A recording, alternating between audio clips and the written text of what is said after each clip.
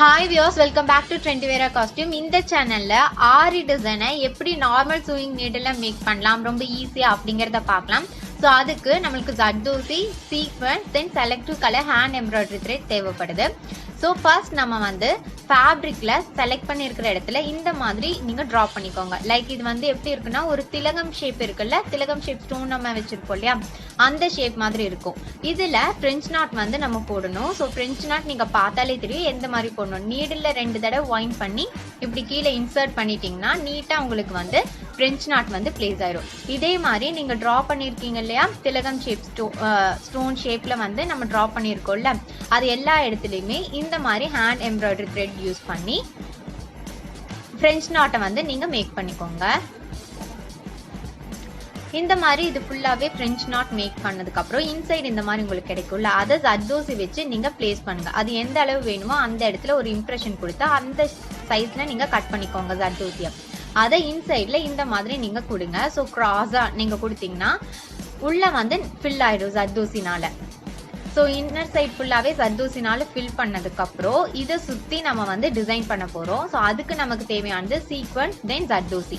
So இதை use பண்ணலாம். First Zardosi எடுத்துக்கோங்க, அதுக்கப்புறம் சீக்வன்ஸ் எடுத்துக்கோங்க, அதை இந்த மாதிரி பிளேஸ் பண்ணிக்கோங்க.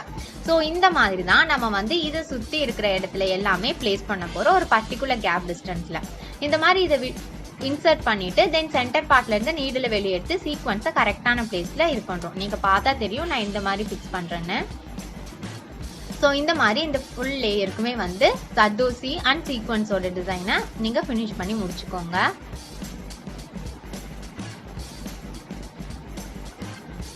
ஸோ அதுக்கு கீழே இந்த மாதிரி நீங்க வந்து டிரா பண்ணிக்கோங்க. இந்த இடத்துல ஜரி த்ரெட் இருக்கு இல்லையா, ஜரி த்ரெட்டை யூஸ் பண்ணி இந்த மாதிரி நீங்க கொடுங்க.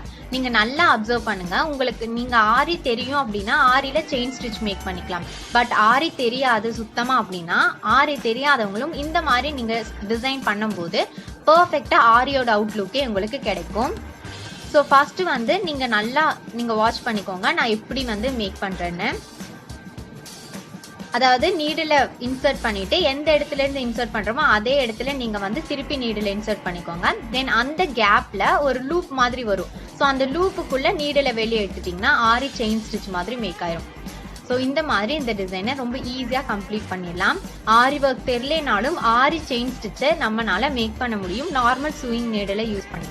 ஆரி ஒர்க் தெரிஞ்சிருந்தாதான் ஆரி செயின் ஸ்டிச் வந்து மேக் பண்ண முடியும் அப்படின்னு இல்லை, நார்மல் சூயிங் நீடில் யூஸ் பண்ணியே இந்த மாதிரி ஒரு பியூட்டிஃபுல்லான டிசைனை நம்மளால மேக் பண்ண முடியும். ஹோப் உங்களுக்கு இந்த வீடியோ ஹெல்ப்ஃபுல்லாக இருந்திருக்கும்னு நினைக்கிறேன். பிடிச்சிருந்தா லைக் பண்ணுங்க. இந்த மாதிரி எந்த வீடியோஸ் வேணாலும் கமெண்ட் பண்ணுங்க. தேங்க்யூ ஃப்ரெண்ட்ஸ், தேங்க்ஸ் ஃபார் வாட்சிங் அண்ட் கீப் வாட்சிங்.